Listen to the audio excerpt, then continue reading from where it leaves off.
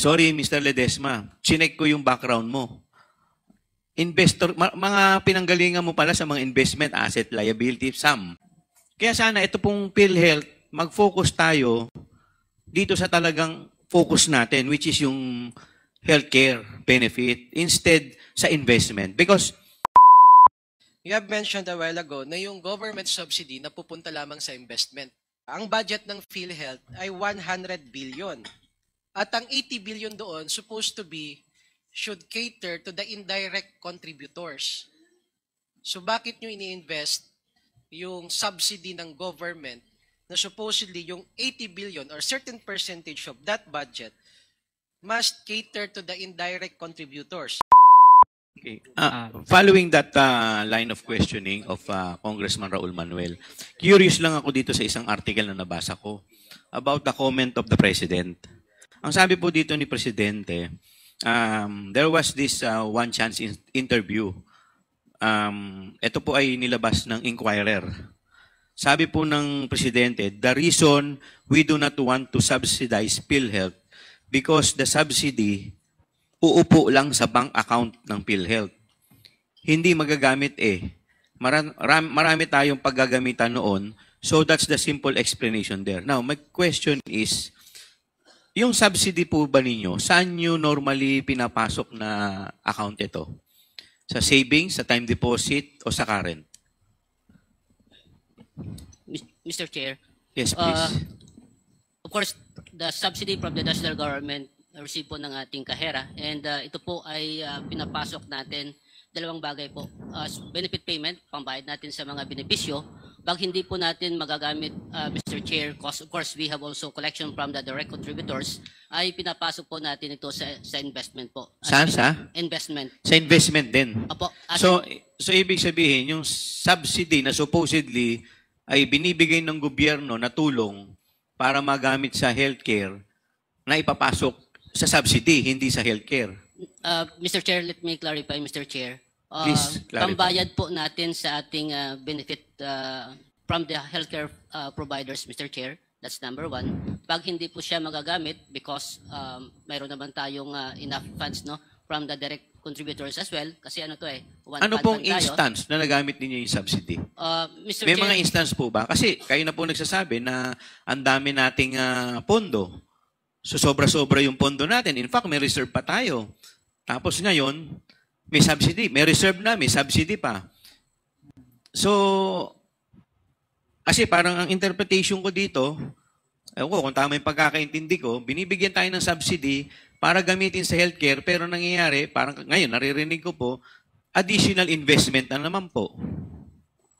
Kasi, susundan ko po yung statement pa ng ating Pangulo. Ang sabi po ng ating Pangulo,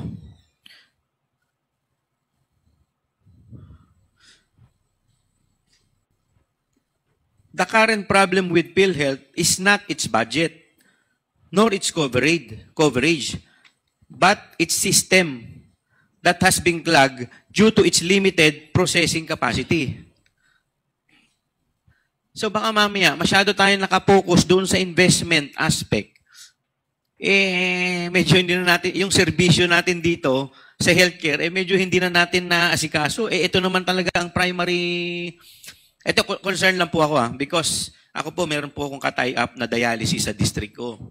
So nung narinig ko po to, kinabahan ako, baka mamaya tamaan yung mga tinutulungan natin mga pasyente, mga dialysis patient natin.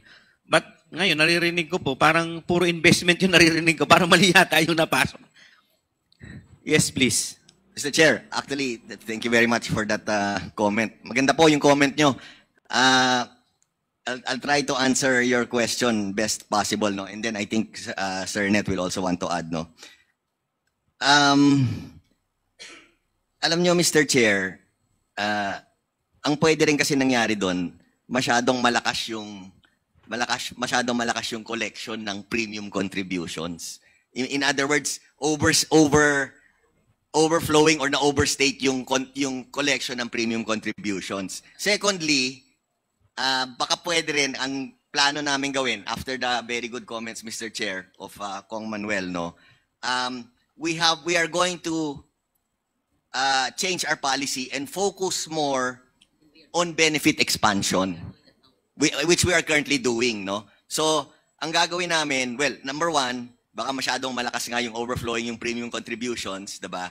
And then secondly, we will really focus, or we will continue to what we've been doing in the last 2 years on benefit expansion po, no?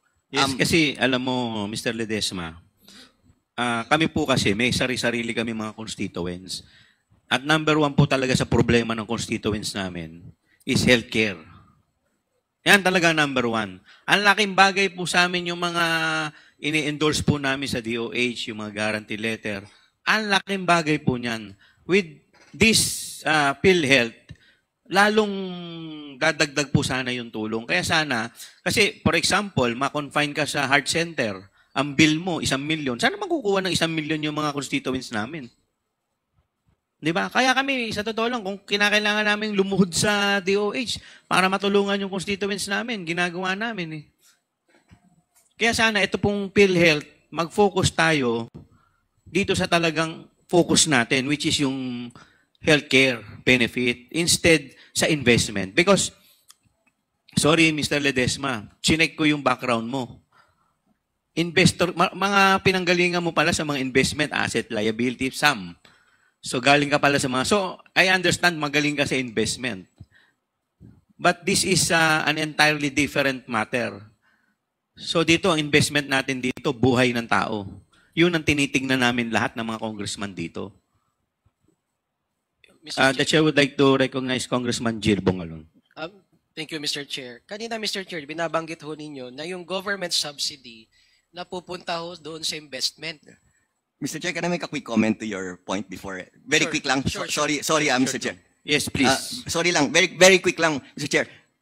Again, I agree completely po with what you said, no? That's why I want to reiterate, we're focusing on benefit enhancements. Katulad po yung sinasabi nyo, yung 1 million, kunyari may heart issue. That's why we're focusing on benefit enhancements and we are being very aggressive. Like for example po, yung breast cancer, diba dati 100,000. Ngayon, nasa 1.4 million na. So ang ginagawa namin po, talagang nag-all out kami doon. So at least, yung out of pocket, diba? Yung out of pocket ng mga taong bayan, or kasi we understand and we hear you loud and clear po, talagang walang pera yung mga, lalo na yung mga indigents, diba? So that's where we're really focused on, no? And talagang hindi kami po titigil yun. Just wanted to highlight that po. Thank you very much po. Again, thank you, Congressman Mr. Jill. Chair. This is just a clarification, Mr. Chair, because you have mentioned a while ago na yung government subsidy na pupunta lamang sa investment. Clarification lang sapagkat sa 2023 GAA, ang budget ng PhilHealth ay 100 billion. At ang 80 billion doon supposed to be should cater to the indirect contributors. So bakit nyo ini-invest yung subsidy ng government na supposedly yung 80 billion or certain percentage of that budget must cater to the indirect contributors. Same with the 2024 GAA. Ang budget ng PhilHealth is 60 billion. 40 billion doon ay para sa indirect contributions. So, hindi yun natin maintindihan bakit napupunta lahat sa investment, which is supposed to be, you are here to expand the healthcare benefits of the member contributors. Now, ang question ko lang, Mr. Chair, with the excess funds, which you can utilize for the expansion of the healthcare benefits, would that also can cater to the indirect contributors? Pwede mo nyo ba i-cater pa yon? Instead, even if without the subsidy from the government, you have so many excess funds eh. Mr. Chair.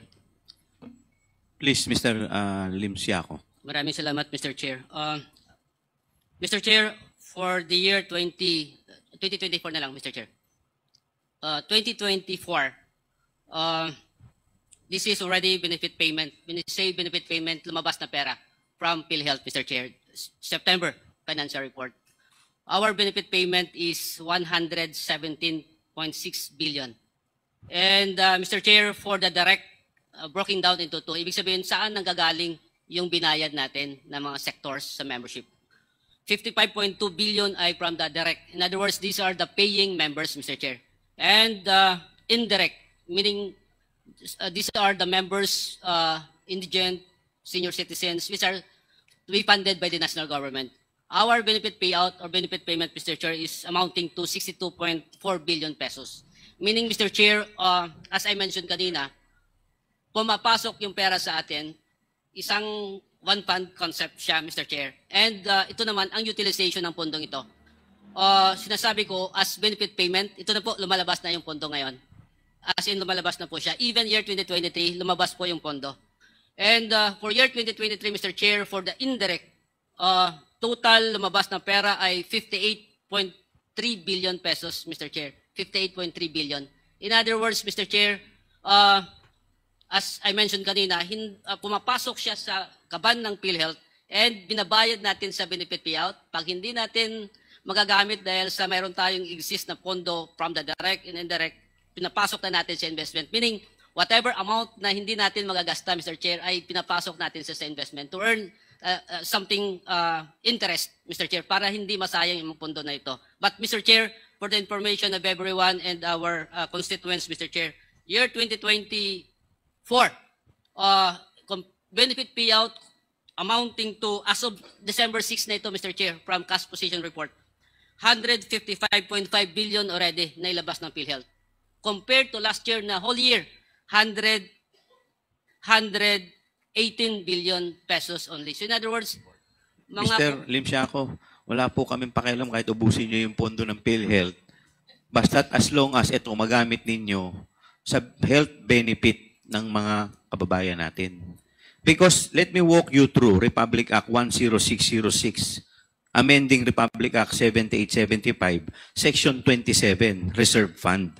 Sabi po dito, the corporation shall set aside a portion of its accumulated revenues not needed to meet the cost of the current year's expenditure as reserve fund, provided that the total amount of reserve shall not exceed a ceiling equivalent to the amount actuarially estimated for 2 years projected program. Now, whenever actual reserves exceed the required ceiling at the end of the corporation fiscal year, the excess of the corporation's reserve fund shall be used to increase the program benefit, augment the health facilities enhancement program of the DOH.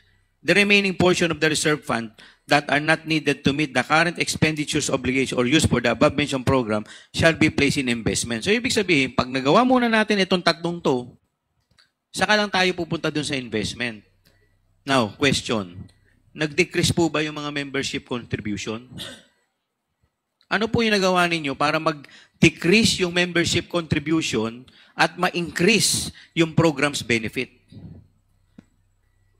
Mr. Chair. Please, Mr. Ledesma. Thank you. Thank you very much, Mr. Chair. So first of all, Mr. Chair, on the increasing of benefits or benefit packages, in the last 2 years po, doon very aggressive tayo, no? And like I said earlier po, next month, another 50% increase almost across the board, no? On the decrease in premium contributions po,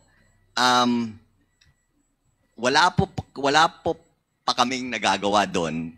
But number one, we are very supportive. I think there was a bill passed, I think it's on third reading now sa Senate, no, that will bring down the premium contributions from 5% to 3.25%. We are fully supporting that po, no? So to answer your question po, we haven't done anything yet to bring down the premium contributions kasi that's by law, but we are supporting the reduction of the premium contributions. And at the same time, we are aggressively expanding po the benefit pack. Maybe you should change your focus. Instead of your focus in investment, dapat dito po tayo. Yes. Ha? Yes. Okay. Definitely po. Noted po. Yes. Thank po. you. Mr. Chair. Umani naman ito ng iba't ibang reaksyon mula sa ating mga netizens. Ayon kay Efren Lorenzo, bakit hindi mag-focus ang PhilHealth sa mga benefits? Hirap na hirap kami, yun pala ang daming pondo, dapat palitan ang mga namumuno. Pahayag naman ni Maria Hisolana, maraming pondo ang PhilHealth pero ang mga health centers na free medication para sa pasyente. Poor implementation sa funds. At ito naman ang saloobin mula sa ating kababayan na si Jessie Ramos, Ledesma more talks less work. It should be more in action than in words. Mga kababayan, feel free to comment below para maglabas ng saloobin sa balitang ito.